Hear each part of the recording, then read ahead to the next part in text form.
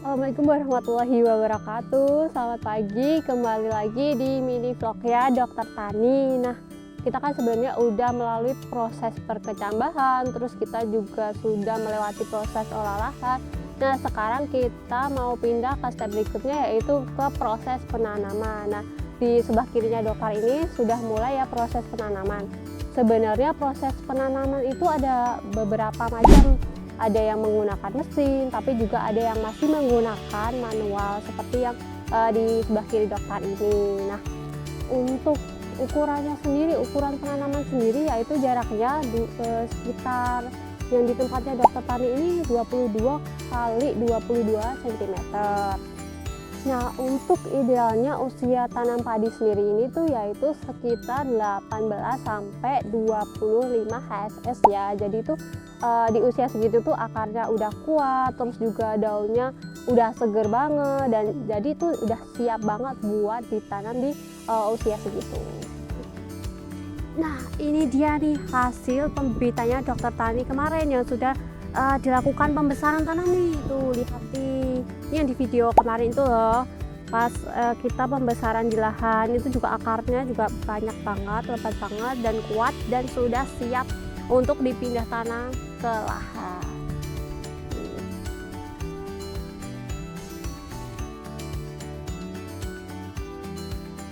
Yuk langsung aja kita ikut tanam ya Sobat Tani.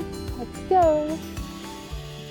Nah, kali ini dokter Tani mau mencoba ikut menanam tanaman padinya.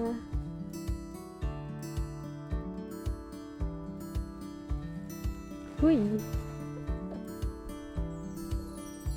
Nah, bibit tanaman padi yang dokter Tani tanam ini usianya udah pas banget ya Sobat Tani. Jadi ini tuh udah 18 HSS. Udah siap banget buat tanam, akarnya sudah kuat, tapi daunnya juga masih seger. Jadi cocok banget langsung kita tanam. Kenapa sih kita harus langsung tanam dan nggak boleh mendiamkannya terlalu lama? Karena nanti tanamannya bisa stres, makanya kita langsung tanam ya Sobat Tani.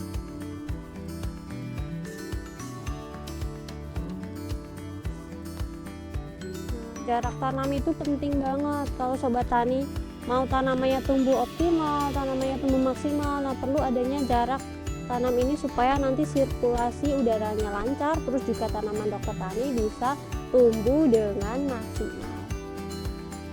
Tanam sendiri di lahan ya Sobat Tani ya, tuh lihat sampai kotor-kotoran begini. Tapi seru banget bagi gensi-gensi di rumah yang malu nih nanam nih. Ada sih yang namanya sistem pertanian menggunakan alat ya Sobat Tani. Nah, itu bisa menjadi alternatif buat kalian yang nggak mau kotor-kotoran. Tapi perlu diperhitungkan lagi ya Sobat Dokter, karena nggak semua lahan itu bisa ditanami dengan sistem pertanian menggunakan alat. Jadi kalian tuh juga harus memperhitungkan gimana sih kondisi lahannya, apakah sudah rata kah atau sudah gembur kah. Nah, itu bisa menjadi pertimbangan apakah bisa sih menggunakan si alat ini untuk menanam. Nah, kalau memang misalkan nggak bisa ya kalian harus menggunakan sistem manual kayak dokter Tani ini. Kalian harus terjun ke lapangan langsung Sobat Dokter.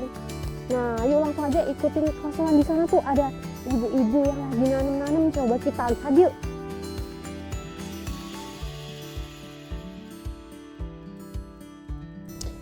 Nah, Ibu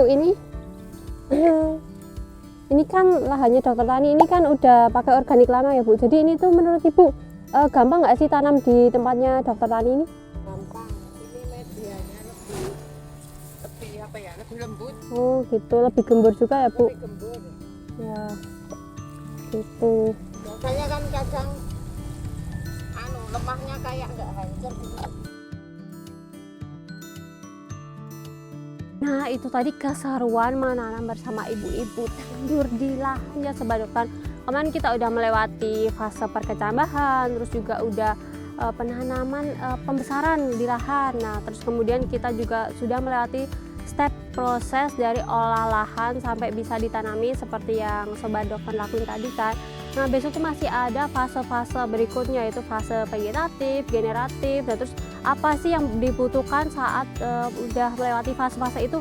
Makanya Sobat Dokter tonton terus, pantengin terus vlognya Dokter Tani untuk melihat gimana sih nanti bayang kita saat panen ya. Makanya kalian tonton terus, jangan lupa share video ini supaya lebih seru aja nanti nontonnya bareng teman-teman Sobat Dokter lainnya.